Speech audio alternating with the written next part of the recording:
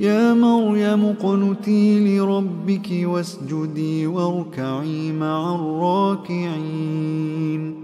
ذلك من أنباء الغيب نوحيه إليك وما كنت لديهم إذ يلقون أقلامهم أيهم يكفل مريم وما كنت لديهم إذ يختصمون. إذ قالت الملائكة يا مريم إن الله يبشرك بكلمة منه اسمه المسيح عيسى بن مريم وجيها في الدنيا والآخرة ومن المقربين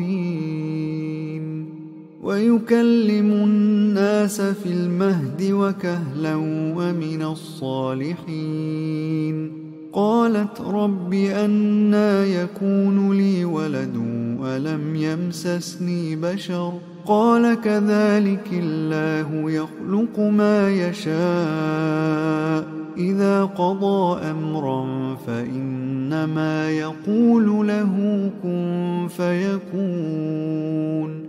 ويعلمه الكتاب والحكمة والتوراة والإنجيل ورسولا إلى بني إسرائيل أني قد جئتكم بآية من ربكم أني أخلق لكم من الطين كهيئة الطير فأنفخ فيه فيكون طيرا بإذن الله وأبرئ الأكمه والأبرص وأحيي الموتى بإذن الله وأنبئكم بما تأكلون وما تدخرون في بيوتكم إن في ذلك لآية لكم إن كنتم مؤمنين.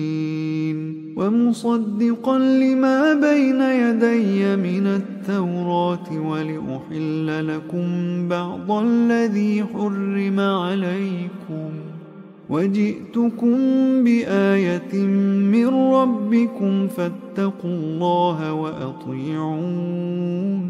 إن الله ربي وربكم فاعبدوه هذا صراط